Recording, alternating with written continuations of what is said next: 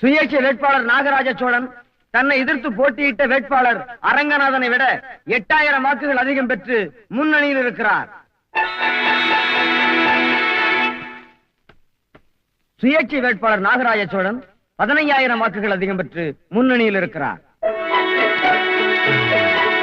சுயேட்சை வேட்பாளர் நாகராஜ சோழன் 20000 வாக்குகள் அதிகம் பெற்று முன்னணியில் இருக்கிறார்.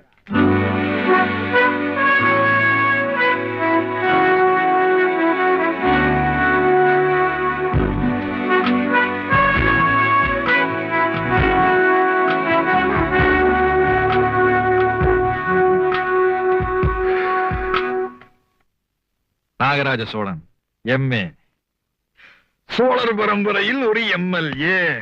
அட லீடிங் ஜாஸ்தி, அதுக்காக ஏன் ஆள் மலையா கை போடுற? அது கையாட்டினா மேல தொட மேல முட்டிருச்சு. கை எடுக்கணுமா? இருக்கட்டும் இருக்கட்டும்.